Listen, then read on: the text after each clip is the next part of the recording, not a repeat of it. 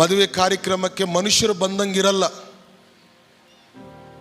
ಜವಲ್ರಿ shop ಬಂದಿದ್ದಂಗಿರುತ್ತೆ. ಹೇಗಿರುತ್ತೆ? ಬಂಗಾರದ ಅಂಗಡಿಗಳು ಬಂದಿದ್ದಂಗಿರ್ತವೆ. ಎಲ್ಲರೂ ಬಂಗಾರದ ಅಂಗಡಿಗಳೇ. ಮದುವೆಗೆ ಬರೋವರು ಬಂಗಾರ ತೋರಿಸ್ಕೊಳ್ಳೋದಿಕ್ಕಲ್ಲ ಬರೋದು. ವಿಶ್ವಾಸಿಗಳಾಗಿ ನೀವು ಆ ಮದುವೆಯ ಮಕ್ಕಳನ್ನು ಆಶೀರ್ವಾದ ಮಾಡೋದಕ್ಕೆ ನೀನು ಹೋಗಬೇಕು, ಪ್ರಾರ್ಥನೆ ಮಾಡೋದಕ್ಕೆ ನೀನು ಹೋಗಬೇಕು, ಅವರನ್ನು ದೀವಿಸೋದಕ್ಕೆ ನೀನು ಹೋಗಬೇಕು.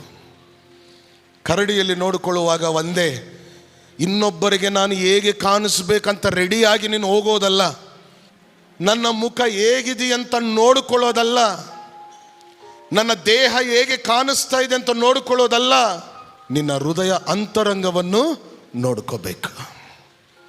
ದೇವರೇ, ನನ್ನ ದೇಹವು ಚೆನ್ನಾಗಿದೆಯಾ, ನನ್ನ ಬಾಯಿ ಚೆನ್ನಾಗಿದೆಯಾ, ನನ್ನ ಪ್ರವರ್ತನೆ ಚೆನ್ನಾಗಿದೆಯಾ? ದಿನಲೂ ಕರಡಿ ಮುಂದೆ ನಿಂತ್ಕೊಂಡು ನಾನು ನೋಡ್ತಾ ಇದ್ದೀನಿ, ನನ್ನ ಕಣ್ಣು ಸರಿ ಮಾಡಿಕೊಳ್ತಾ ಇದ್ದೀನಿ, ನನ್ನ ಒಂದು ಅಂದವನ್ನು ಸರಿ ಮಾಡ್ತಾ ಇದ್ದೀನಿ. ದುಡ್ಡು ಕೊಟ್ಟು ನಾನು ಅಂಗಡಿಗೆ ಹೋಗಿ ನನ್ನನ್ನು ನಾನು ಸರಿ ಮಾಡಿಸ್ಕೊಳ್ತಾ ಇದ್ದೀನಿ, ಆದರೆ ನನ್ನ ಹೃದಯವನ್ನು ನಾನು ಸರಿ ಮಾಡಿಸ್ಕೊಳ್ತಾ ಇಲ್ಲ, ನನ್ನ ಆತ್ಮವನ್ನು ಸರಿಪಡಿಸ್ಕೊಳ್ತಾ ಇಲ್ಲ. ವ್ಯರ್ಥವಾಗಿ ನಾನು ನೋಡ್ತಾ ಇದ್ದೀನಿ, ವ್ಯರ್ಥವಾಗಿ. ಪರೀಕ್ಷಿಸ್ಕೊಂಡಿದ್ದೀವ ನಾವು? ಪ್ರಶ್ನೆ ಹಾಕ್ಕೊಂಡಿದ್ದೀವ ನಾವು? ಪ್ರಶ್ನೆ ಹಾಕ್ಕೋಬೇಕು. ನಾನು ಹೇಗಿದ್ದೀನಿ?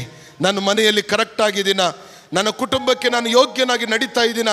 ನನ್ನ ಸಭೆಯಲ್ಲಿ ನಾನು ಪವಿತ್ರನಾಗಿದ್ದೀನ? ಯಾವ ರೀತಿಯಿಂದ ನಾನು ನಡೀತಾ ಇದ್ದೀನ ಅಂತ ಪ್ರಶ್ನಿಸ್ಕೊಳ್ತಾ ಇದ್ದೀವ ನಾವು?